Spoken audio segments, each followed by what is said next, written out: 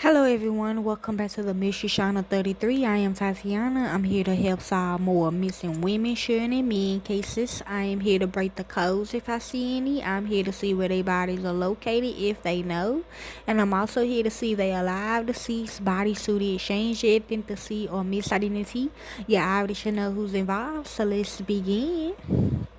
This is titled The Mother of Tim Harrell, okay? This is Tim. I don't know about the mother though. I found a picture of the mother, but I gotta wait until I post it on my thumbnail. And I apologize, y'all. Some of the videos went on my Bossolini page instead of this page. I'm gonna keep them on there because those are all receipts, so I gotta keep them on there. Okay, I apologize. My mind is everywhere right now. Okay. So let's begin. I'm in war and I'm trying to do these two by the way. So let's begin. Real name Moore Carrell. Case lost mother. Location St. Louis, Missouri. Date 1946. Case details. Tim Harwell, a television news producer and veteran journalist, always knew that he was adopted. He was told by his adopted mother, Helen Harrell, that as an infant in 1946, he had been deserted by his birth mother in a garbage can behind Barnes Hospital in St. Louis, Missouri, where Helen worked as a nurse. Tim has a cleft palate, a heart murmur, and several other problems. Helen took him in and raised him. She also got help for his medical problems.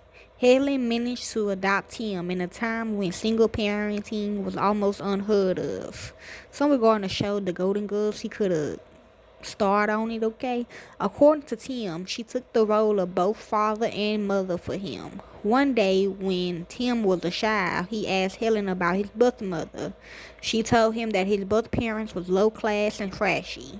So technically, he was trafficked, okay? Taken, okay?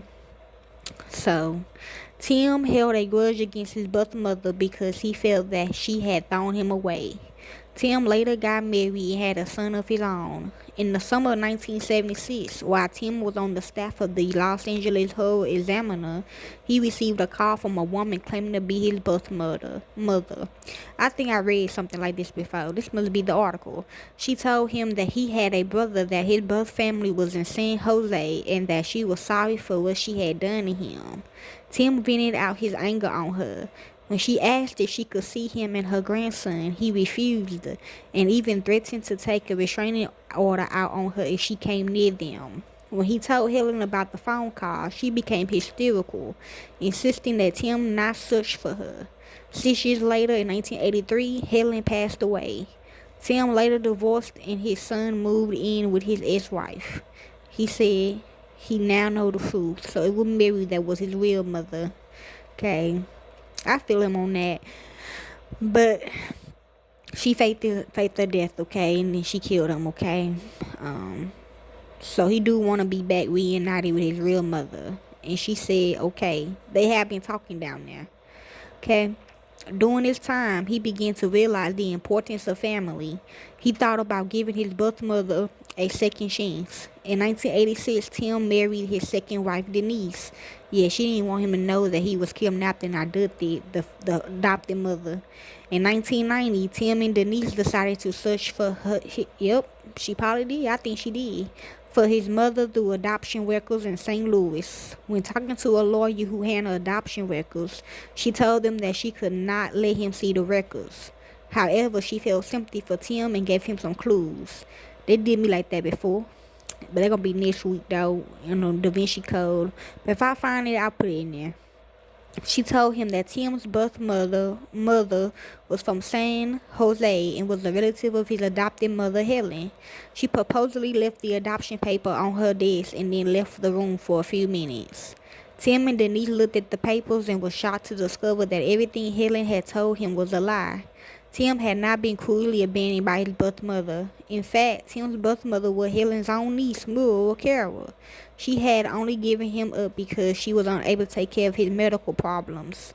He also learned that Muriel was just 18 when he was born and that Tim's father was in the army and also unable to take care of him. Tim's birth parents gave him to Helen and decided to stay out of his life. Tim is now desperate to find his birth mother in hopes of apologizing to her and reuniting with her. Extra notes. This segment was featured as part of the May 17, 1996 episode of Unsolved Mysteries. Yeah, that's probably where I read this from. I mean, seen this from. I like stories like these. Okay?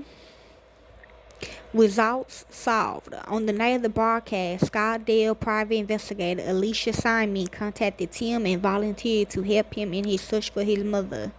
Within a week, Alice called Tim to tell him that she had found his mother, Muriel Gartner, and that she was thrilled to hear from him. In June of 1996, Tim and his son Adam was reunited with Muriel, along with Tim's sibling and several other relatives. They all finna come up, okay? Okay, that basically all. If you'd like to help more into this case, you can. I don't do this for the fame or the money. I do it because this is what I love to do. And to the real families of these victims, corporate America will set you up. Thank you, peace, and be safe.